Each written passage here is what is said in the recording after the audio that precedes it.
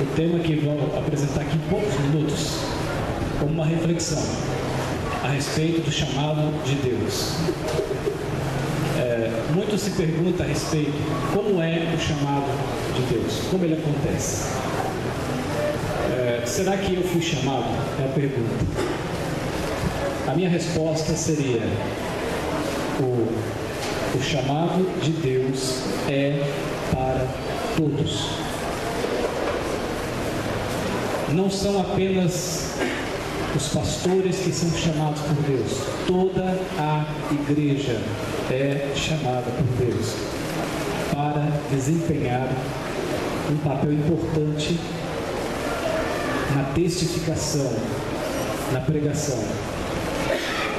Todos nós, quando nascemos no reino de Deus, nós nascemos missionários. Amém. E você talvez possa até dizer assim: mas pastor, eu não sinto que fui chamado para fazer alguma coisa. Talvez uma sugestão que funcionou comigo talvez funcione com você, porque não há dúvida que o chamado ele é para todos, mas infelizmente nem todos aceitam o chamado. Pode ser que no seu coração ainda você não tenha aceito o chamado de Deus, pode ser, mas eu me lembro que quando eu me tornei adventista e eu comecei a fazer uma oração, e a oração era: Senhor, me dê um coração missionário, me dê um coração missionário. E todos os dias eu fazia essa oração. E sabe o que é curioso que aconteceu? Gradativamente Deus foi colocando paixão no meu coração pela obra dele. Gradativamente Deus foi colocando muita vontade de fazer algo pela igreja, na missão que Deus nos chamou. Portanto, me desculpe, mas eu não poderia fazer diferente, né? Eu sei que acabei comprometendo todo mundo agora, mas essa é a grande verdade. Deus tem um chamado para você. Quer dizer que é para eu ir para o seminário fazer teologia? Olha, o chamado pode até ser o mesmo, mas o que muda são as funções e as responsabilidades. O Espírito Santo ele concede dons para a igreja, como Paulo descreveu lá em Efésios. Ele concede dons e ele distribui esses dons conforme lhe apraz. Todos nós fomos chamados, mas para desempenhar funções diferentes.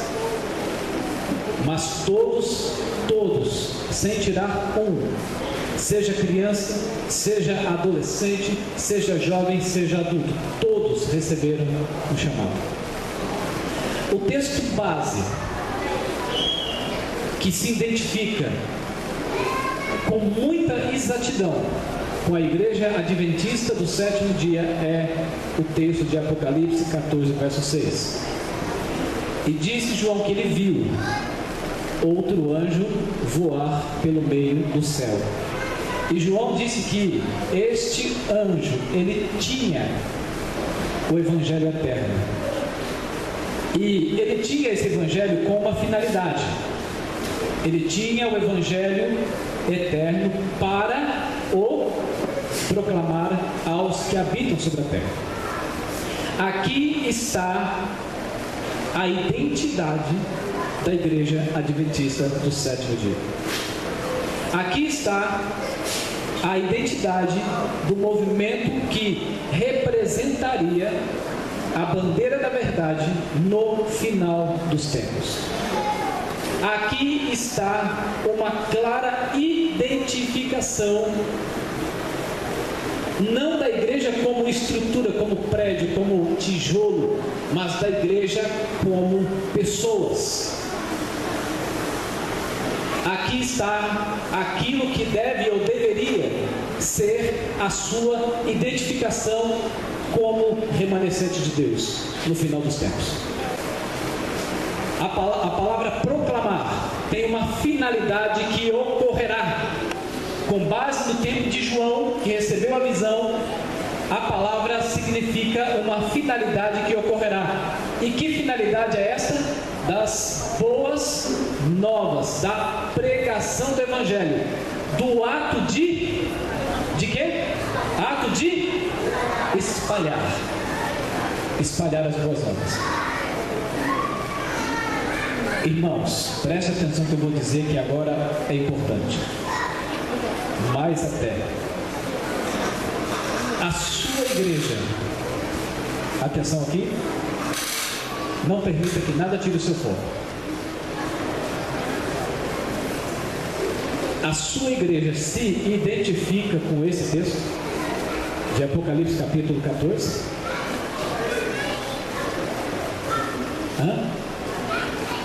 A sua igreja se identifica. João viu um movimento, João viu uma igreja. A pergunta é: ele viu a sua igreja?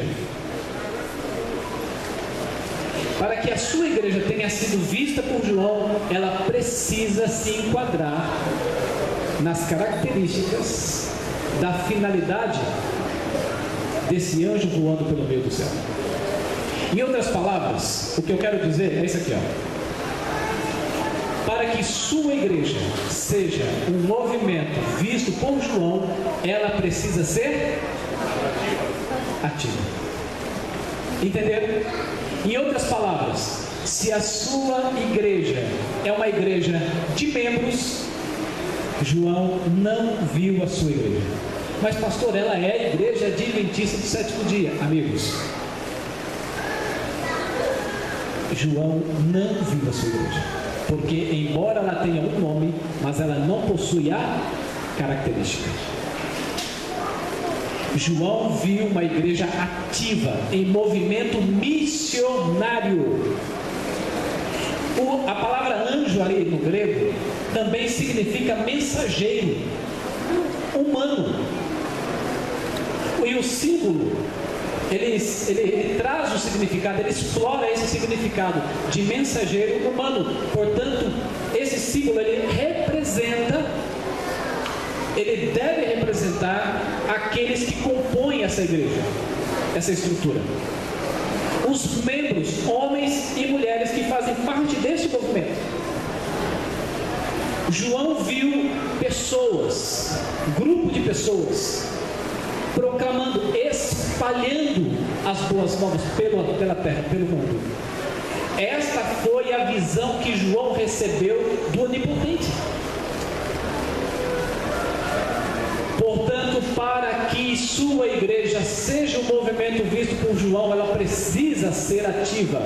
Uma igreja de membros não cumpre a missão. E Deus não chama o seu povo para ser apenas membro. Ele chama o seu povo para ser um proclamador. E no significado da palavra, um evangelista, um evangelizador, que é também outro significado da palavra. Já João viu um movimento evangelizador com um exército de evangelistas, com o evangelho em suas mãos, prestes a espalhá-lo a todas as pessoas de Irauçuba, a todas as pessoas de Tejuçuoca, a todas as pessoas de Itapajé, de São Joaquim, da Prata, de Umirim, de São Luís do Puru, de General Sampaio, de Pentecostes, do Saco Verde. João viu um exército de anjos humanos, espalhando, ativo e não passivo, mas ativo, proclamando as boas novas. O que João viu? João viu uma igreja mobilizada. Simples. João viu uma igreja mobilizada. A pergunta novamente: a sua igreja é uma igreja mobilizada? Não basta ser adventista. Tem que ser evangelista, percebe? Exatamente. Agora, o que João não viu? O que João não viu? O que ele não viu foi uma igreja? Ele não viu. Ele não disse assim: vi outro anjo voando pelo meio do céu, parada, e que não estava proclamando. Ele não disse isso. Ele disse proclamando, para proclamar. E essa palavra ali no original, ela tem um significado de ação contínua até o seu cumprimento. Ação contínua até o seu cumprimento. João não viu uma igreja estagnada, parada, de membresias, de membros, de pessoas apenas fazendo parte dela, mas ele viu um exército mobilizado, um exército à frente. Por que é necessário estar envolvido com a obra e missão da igreja? Porque Deus escolheu colocar sobre nós eu não vou dizer essa responsabilidade, mas este privilégio. Por que Ele confiou a nós? Ellen White diz assim, que os anjos gostariam de fazer o que nós fazemos. Mas tem um detalhe. Por duas razões, pelo menos, no mínimo duas razões, os anjos, a eles não foi permitido desempenhar esse papel de maneira direta como nós fazemos. Primeiro, porque a mensagem do Evangelho não teria o mesmo efeito. Por quê? Por exemplo, imagine um anjo chegando para você que é escravizado às drogas, por exemplo, que tem uma experiência dolorosa com as drogas. O anjo chega e diz assim: olha, o poder de Deus pode restaurar você. Ele pode dizer para o anjo o seguinte: olha, meu camarada, para você é fácil falar, porque você nunca passou pelo que eu estou passando. Agora, eu e você, com as nossas experiências semelhantes, quando um ser humano como você diz assim: eu não posso vencer, eu não posso dar a volta por cima, então você, pela sua própria experiência, se aproxima e diz: pode sim. Como você sabe? Porque eu também estive no fundo do poço. Essa é a primeira razão. Segunda razão: a pregação do Evangelho, ela tem um efeito salvífico mais para aqueles que pregam do que para aqueles que recebem a mensagem. E a resposta está aqui, ó. Olha o que Ellen White escreveu a esse respeito. A única maneira de crescer no quê? Na graça é estar envolvido, fazendo o quê? Fazendo a obra que Cristo nos incumbiu. A única maneira. A única maneira. Lembra que mencionei hoje cedo na escola sabatina? Lembra dos 3 pilares? Quais são os 3 pilares? Eu vou dar um livro para quem acertar agora.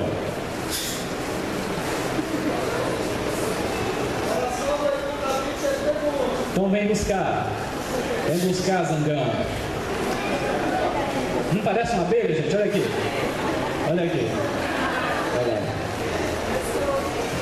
Oração,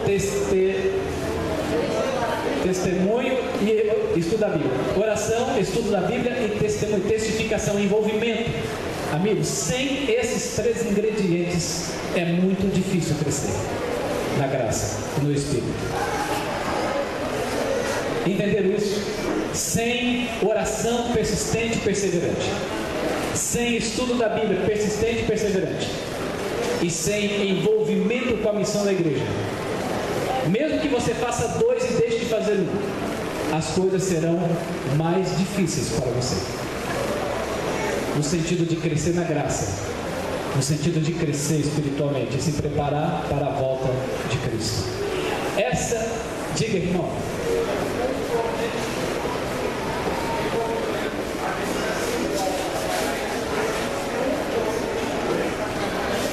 É verdade.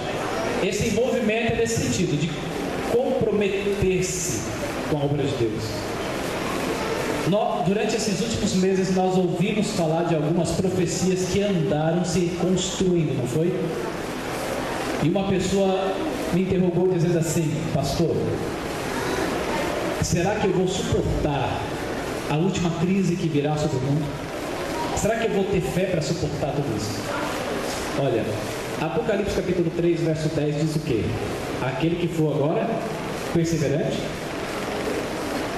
não é? Aquele que for agora fiel, aquele que agora cair aos pés da cruz todos os dias, aquele que agora, de maneira persistente, manter-se em comunhão plena com Deus. Essas pessoas são as que estarão preparadas. Ellen White, ela escreveu que, caso seja necessário nós termos que passar até mesmo por um martírio, Ellen White escreveu, caso tenhamos que passar por essa situação, ela diz assim: Deus nos dará graça, Deus nos dará o dom para suportar. Tudo que temos que fazer hoje, amigos, tudo que temos que fazer hoje não é ficar pensando nas dificuldades que virão e na perseguição que virá.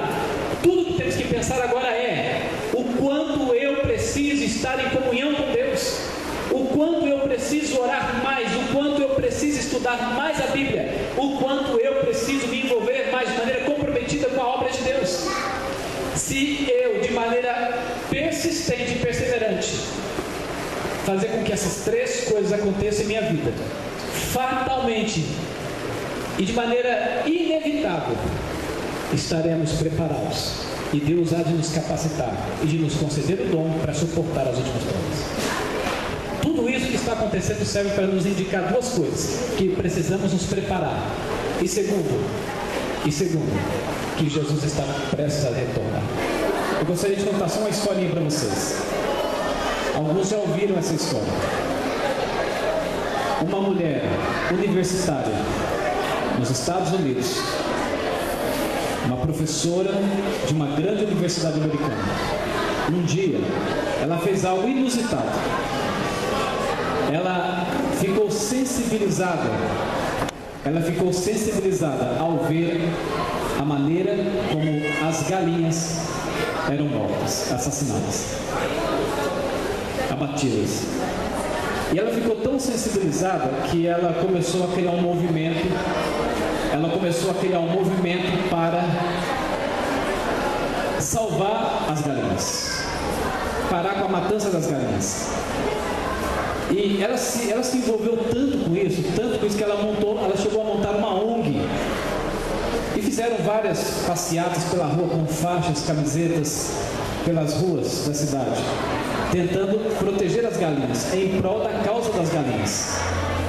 E amigos, ela se envolveu de tal maneira com esse projeto, com essa ONG, com essa causa das galinhas, que um dia ela se sentiu obrigada a tomar uma decisão: ou a universidade, o trabalho, ou as galinhas. E que decisão você acha que ela tomou? As galinhas. Ela abandonou a universidade.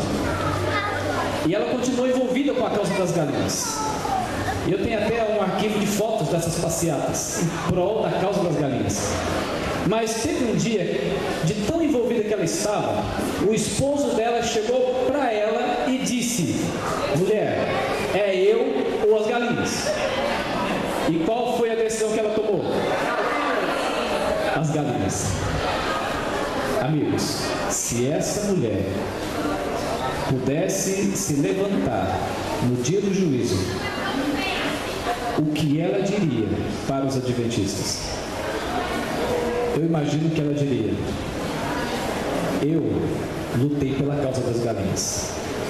Agora eu pergunto: e você lutou pelo quê na sua vida? Lutou pelo quê? Pensemos no que Cristo fez por nós. E é por isso que nós estamos aqui hoje, para colocar, para inserir no seu coração a chama, ou incendiar o seu coração com o chamado de Deus. Incendiar o seu coração com o chamado de Deus. Precisamos sair daqui com uma convicção, não menos do que isso: eu vou me envolver na causa de Deus, não menos que isso. Você está disposto a isso? Então, que isso seja um pacto no seu coração, que seja uma convicção profunda, que isso traga paixão e brilho nos seus olhos, tá bem? Que Deus te abençoe.